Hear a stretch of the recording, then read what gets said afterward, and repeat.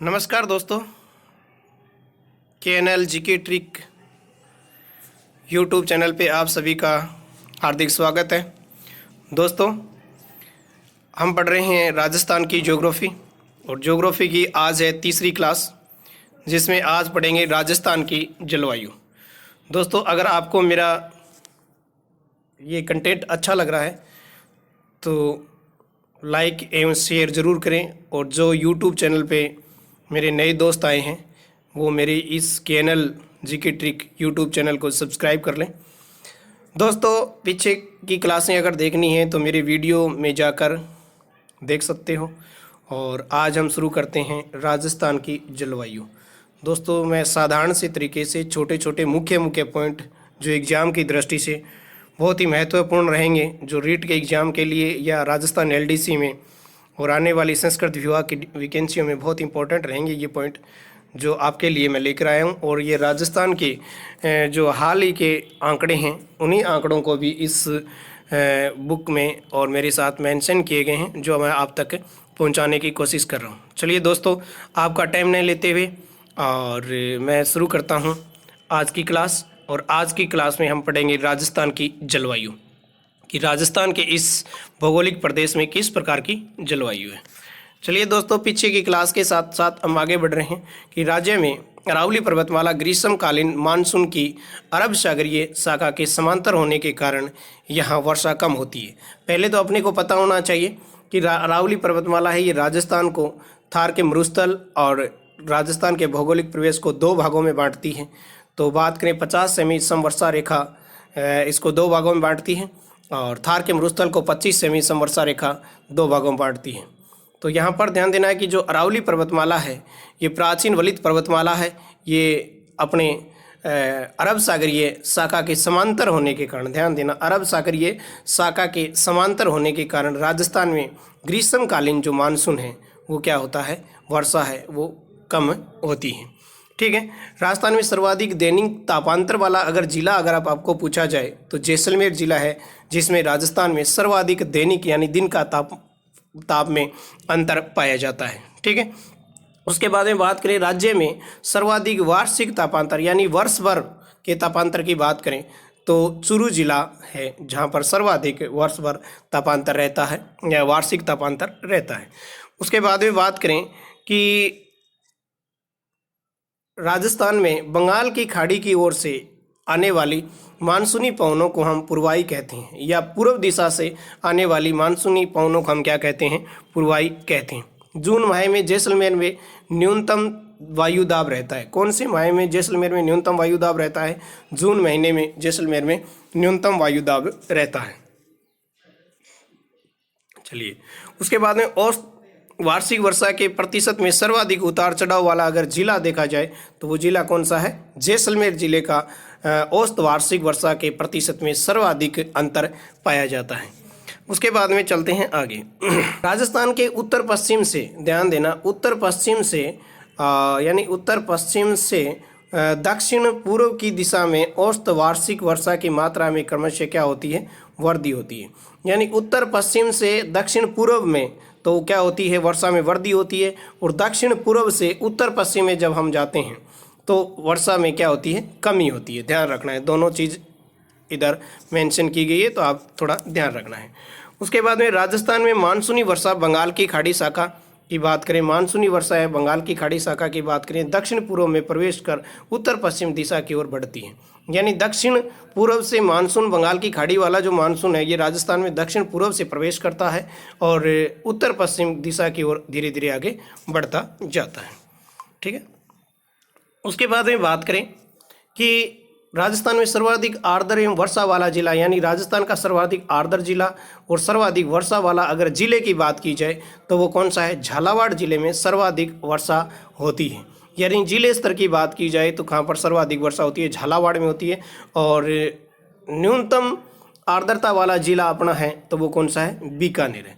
ठीक है। राजस्थान में औसत वार्षिक वर्षा यानी एक वर्ष में राजस्थान में कितनी वर्षा होती है? तो एक वर्ष में राजस्थान में 57.51 सेमी वर्षा होती है। एक वर्ष में राजस्थान में कितनी वर्षा होती है? 57.51 सेमी वार्षिक वर्षा होती है। ठीक है। उसके बाद में बात करें कि राजस्थान में वर्षा के वितरण का प्रारूप अरावली पर्वतमाला की अवस्थिति से सर्वाधिक प्रभावित होता है। यानी सीधी सीधी बात एक ही है कि अरावली पर्वतमाला है वो राजस्थान की वर्षा को निर्धारण करती है। ठीक है। उसके बाद में क्योंकि राजस्थान को दो भागों में बांटने के कारण अरावली के जो बात करें पश्चिम क्षेत्र है उसमें कम वर्षा होती है और अरावली के पूर्वी और दक्षिणी क्षेत्र में राजस्थान में सर्वाधिक वर्षा होती है। उसके बाद में बात करें कि राजस्थान की जलवायु उष्ण कटिबंधीय मानसूनी जलवायु है। ध्यान रखना, राजस्थान की जलवायु कैसी है? उष्ण कटिबंधीय मानसूनी जलवायु है। ग्रीष्म ऋतु में उत्तरी पश्चिमी राजस्थान में बलूचिस्तान के पठार यानी पाकिस्तान से आने वाली स्थानीय गर्म हवाएं या और शुष्क पवने को हम क्या कहते हैं? लू कहते हैं। ध्यान रखना है, ये लू विशेषतः जून जुलाई के अंतर्गत जो अपनी मई जून जुलाई के अंतर्गत जो हवाएं, तेज हवाएं, गर्मी भरी हवाएं चलती है, धूप भरी हवाएं चलती हैं, वो लू होती है। और ये कहाँ से आती है? बलूचिस्तान के पठार से आती है। किस पठार से आती है? बलूचिस्तान के पठार से आती है। और बलूचिस्तान का पठार कहाँ पर है? पाकिस्तान के अंतर्गत है। ठीक है। चक्रवात की तरह चलने वाली गर्म वायु को भंवर कहते हैं। क्या कहते हैं? चक्रवात की तरह चलने वाली जो गर्म वायु उसको क्या कहते हैं? भंवर कहते हैं। और सामान्य भाषा में इसे भमूलिया या भुतेलिया भी कहा जाता है। ठीक है, भमूलिया या भुतेलिया भी कहा जाता है। उसके बाद में बात करते हैं आगे। ध्यान रखना है दोस्तों कि राज्य में सर्वाधिक आंधियाँ गंगानगर हनुमानगढ़ जिले में चलती हैं। यानी एक वर्ष में सर्वाधिक आंधियाँ गंगानगर हनुमानगढ़ जिले में चलती हैं। और यहाँ कितने दिन चलती है? 27 दिन चलती है। और सबसे कम 2 दिन चलती है झालावाड़ में। सबसे कम मात्र 2 दिन तो कहाँ चलती है? झालावाड़ में चलती है। और सर्वाधिक कहाँ चलती है? गंगानगर हनुमानगढ़ जिले में चलती है। राजस्थान में 16 जून को बांसवाड़ा जिले से मानसून प्रवेश करता है। ध्यान देना कि राजस्थान में 16 जून को बांसवाड़ा जिले से प्रवेश करता है। क्या मानसून प्रवेश करता है? कौन सी शाखा का? अरब सागरीय मानसून है जो प्रवेश करता है। उसके बाद में बात करें वर्षा ऋतु में संपूर्ण वर्षा दक्षिणी पश्चिमी ग्रीष्मकालीन मानसून से होती है। और इसकी 2 शाखाएं होती है। एक होती है बंगाल की खाड़ी की मानसून शाखा और दूसरी होती है अरब सागर का मानसून। ठीक है। राजस्थान में अधिकांश वर्षा मानसून की इसी शाखा से होती है। कौन सी? बंगाल की खाड़ी की शाखा से सर्वाधिक मानसून आता है राजस्थान में, बरसात होती है, वर्षा होती है। उसके बाद में बात करें राजस्थान में मानसून का सर्वप्रथम आगमन। राजस्थान में मानसून का सर्वप्रथम आगमन है वो अरब सागर की शाखा से होता है। किस शाखा से होता है? अरब सागर की शाखा से होता है। और ध्यान रखना है कि अभी यहाँ पे अपन लोग पढ़े थे जो 16 जून को कहाँ प्रवेश करता है? बांसवाड़ा जिले में प्रवेश करता है। ठीक है। उसके बाद में बात करते हैं आगे। राज्य में सर्वाधिक वर्षा झालावाड़ जिले में होती है। जिले की बात की जाए तो सर्वाधिक वर्षा कौन से जिले में होती है? अपने राजस्थान के झालावाड़ जिले में होती है। 100 सेमी वर्षा होती है। और ये बंगाल की खाड़ी की वाली वर्षा होती है। ठीक है, बंगाल की खाड़ी की शाखा से यहाँ वर्षा होती है। और सर्वाधिक वर्षा वाला स्थान है वो माउंट आबू सिरोही है जहाँ 150 सेमी वर्षा होती है।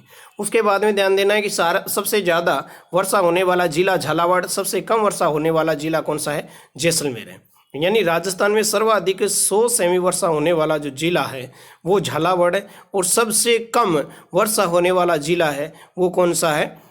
जैसलमेर है जहाँ मात्र 15 सेमी वर्षा होती है। वैसे यहाँ का जनसंख्या घनत्व भी कम है। कितना है? 17 यहाँ का जनसंख्या घनत्व है। जैसलमेर का जनसंख्या घनत्व कितना है? 17 है। और ध्यान रखना कि बात करें ऐसी ही जनसंख्या घनत्व रखने वाला अगर राज्य है तो वो कौन सा है? अरुणाचल प्रदेश राज्य है जिसमें मात्र 17 व्यक्ति प्रति किलोमीटर पाए जाते हैं। जनसंख्या घनत्व यहाँ पर भी इतना ही है, 17 ही है। ठीक है। राज्य में एक वर्ष में वर्षा का औसत दिन यानी राजस्थान में एक वर्ष में यानी 365 दिन में कितने दिन वर्षा होती है? 29 दिन होती है, 29। गंगानगर हनुमानगढ़ में 27 दिन क्या चलती है? आंधियाँ चलती है। तो राजस्थान में कुल वर्षा के दिन कितने हैं? 29 दिन है। ठीक है। उसके बाद में बात करें दोस्तों आगे, राज्य में मानसून प्रत्यावर्तन का समय यानी मानसून वापिस कब जाता है राजस्थान से? तो ध्यान रखना है कि प्रत्यावर्तन का जो समय है वो अक्टूबर से दिसंबर तक माना जाता है। अक्टूबर से दिसंबर तक माना जाता है। अब बात करें मावठ। मावठ भूमध्य सागरीय चक्रवात है। भूमध्य सागरीय चक्रवात है, पश्चिमी विक्षोभों से होने वाली वर्षा है। ठीक है। भूमध्य सागरीय चक्रवातों से पश्चिमी विक्षोभों से होने वाली कौन सी काल की वर्षा है ये शीतकाल की, यानी सर्दियों में होने वाली वर्षा, राजस्थान में होने वाली वर्षा जो रबी की फसल के लिए महत्वपूर्ण होती है। कौन सी फसल के लिए? रबी की फसल के लिए महत्वपूर्ण होती है, जिसे जैसे गेहूं के लिए बहुत ही लाभदायक वर्षा है ये, चना के लिए लाभदायक वर्षा है, ठीक है, सरसों के लिए लाभदायक वर्षा है, ठीक है। और इसको हम क्या कहते हैं? शीतकाल में होने वाली वर्षा को हम क्या कहते हैं? मावठ कहते हैं। क्या कहते हैं? मावठ कहते हैं, ठीक है दोस्तों। उसके बाद में बात करें राजस्थान में शीतकाल में, ये चीज़ ध्यान देना, ऐसा क्वेश्चन आ सकता है, शीतकाल में सर्वाधिक वज्र तूफान कौन से जिले में आते हैं? तो शीतकाल में सर्वाधिक वज्र तूफान है वो झालावाड़ जिले में आते हैं। कौन सी ऋतु में आते हैं? शीतकाल में आते हैं। राज्य में शीतकाल में न्यूनतम तापमान वाला जिला चूरू जिला है। राजस्थान में न्यूनतम तापमान वाला जिला कौन सा है? चूरू जिला है। और स्थान अगर पूछा जाए तो माउंट आबू सिरोही है। यानी जिले की बात की जाए तो चूरू जिला है, और स्थान की बात की जाए तो कौन सा है? माउंट आबू है, ठीक है। अगर यहाँ पर ये दोनों तीनों क्वेश्चन एक साथ मैं आपको बता रहा हूँ कि सर्वाधिक वर्षा होने वाला जिला है तो झालावाड़ जिला है, और सबसे कम वर्षा होने वाला जिला है तो वो कौन सा है? जैसलमेर जिला है। और सर्वाधिक वर्षा होने वाला स्थान है तो वो कौन सा है? माउंट आबू में सर्वाधिक वर्षा होती है, ठीक है, आबू में सर्वाधिक वर्षा होती है, ठीक है। और यहाँ पर भी ध्यान देना कि सबसे ठंडा स्थान राजस्थान का कौन सा है? माउंट आबू है। और सबसे ठंडा जिला राजस्थान का कौन सा है? चूरू जिला है, ठीक है। चलो, राजस्थान के जलवायु के प्रदेश, राजस्थान के जलवायु के प्रदेश ध्यान रखना है। राजस्थान को सामान्यतः 5 जलवायु प्रदेशों में बांटा जाता है। भौगोलिक प्रदेशों को 4 भागों में बांटा था हम लोगों ने पीछे, और जलवायु प्रदेशों को कितने भागों में बांटा जाता है? 5 भागों में बांटा जाता है। एक शुष्क है, एक अर्ध शुष्क है, एक उप आर्द्र है, एक आर्द्र है, एक अति आर्द्र है, ठीक है। ये चीज़ ध्यान रखना। जलवायु के आधार पर राजस्थान को कितने भागों में बांटा जाता है? तो जलवायु के आधार पर राजस्थान को 5 भागों में बांटा जाता है। शुष्क, अर्ध शुष्क, उप आर्द्र, आर्द्र एवं अति आर्द्र, ठीक है। चलो बात करते हैं दोस्तों राजस्थान की जलवायु का वैश्विक वर्गीकरण। राजस्थान की जलवायु का वैश्विक वर्गीकरण की बात करते हैं तो हम बात करेंगे कोपेनहेगन के अनुसार। कोपेनहेगन के कौन कौन से क्वेश्चन कैसे बन सकते हैं तो वो चीज़ थोड़ा ध्यान से दे दूँ कि कोपेनहेगन कहाँ का था? तो कोपेनहेगन मूल रूप से रूस के जर्मन भूगोलवेत्ता था, यानी रूसी था, ये रूस का था और जर्मन भूगोलवेत्ता था। कोपेनहेगन ने अपना वर्गीकरण कब दिया?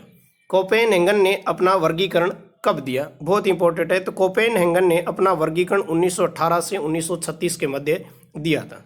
कोपेनहेगन मूल रूप से रूस का था और जर्मनी में ये भूगोल पर विषय पर काम करने वाला व्यक्ति था, ठीक है, भूगोलवेत्ता थे। 1918 से 1936 में इसने वर्गीकरण दिया। 2 क्वेश्चन है यहाँ पे, थोड़ा ध्यान देना, इंपॉर्टेंट क्वेश्चन है। अब देखो राजस्थान की जलवायु ने इसने कितने भागों में बांटा है, ठीक है। तो ध्यान रखना कि राजस्थान की जलवायु को कोपेनहेगन ने AW के अंतर्गत किसको रखा है? तो राजस्थान की जलवायु के अंतर्गत कोपेनहेगन ने AW के अंतर्गत रखा है बांसवाड़ा, डूंगरपुर, झालावाड़ और बारां को रखा है। बांसवाड़ा, डूंगरपुर, झालावाड़ और बारां को रखा है। और आपको यहाँ पे इसका ट्रिक याद रखना है। AW में कोपेनहेगन ने किया है बाबा झाड़ू AW के अंतर्गत उसने रखा है, ध्यान रखना। AW में किसको रखा है? बाबा झाड़ू को रखा है, जिसमें बांसवाड़ा, डूंगरपुर और झालावाड़ और बारां है। बाबा झाड़ू याद रखना, ठीक है। उसके बाद में BSHW के अंतर्गत किसको रखा है? BSHW बाड़मेर, जालोर, पाली, सिरोही, नागौर, सीकर, झुंझुनू, चूरू, हनुमानगढ़, जैसलमेर, जोधपुर। अब यहाँ पर कोपेनहेगन के वर्गीकरण की बात करें तो यहाँ से ऐसे क्वेश्चन पूछे जाते हैं। क्वेश्चन डाल दिएगा कि चूरू जिला कोपेनहेगन के अनुसार कौन से वर्गीकरण के अंतर्गत आता है? तो BSHW के अंतर्गत आता है। किसके अंतर्गत आता है? BSHW के अंतर्गत आता है। अब इसको याद रखने के लिए याद रखना शेखावाटी हनुमान, ठीक है, शेखावाटी हनुमान। और शेखावाटी हनुमान की बात करें यहाँ पर तो याद रखना शेखावाटी में सीकर, चूरू, झुंझुनू, नागौर और हनुमानगढ़ आ गए, ठीक है। सीकर, चूरू, झुंझुनू शेखावटी को मूल रूप से आ गए, और नागौर की लाडनू तहसील आ गई। तो इसका मतलब इसको हम किस में शामिल कर लेंगे, नागौर को भी शेखावाटी में एक बार के लिए इस ट्रिक के अनुसार शामिल कर लेंगे। और हनुमानगढ़, तो हनुमान जी वैसे भी चूरू में हैं, ठीक है। तो ये कितने हो गए, ये यहाँ पे हो गए। उसके बाद में बन जाएगा पाबासी, पाबासी, पाली, जालौर और सिरोही, पाबासी, पाली, जालौर, सिरोही बन गए। और उसके बाद में जैसलमेर, जोधपुर और बाड़मेर, इनको याद रखना है। तो जय हनुमान की याद रखना, ठीक है।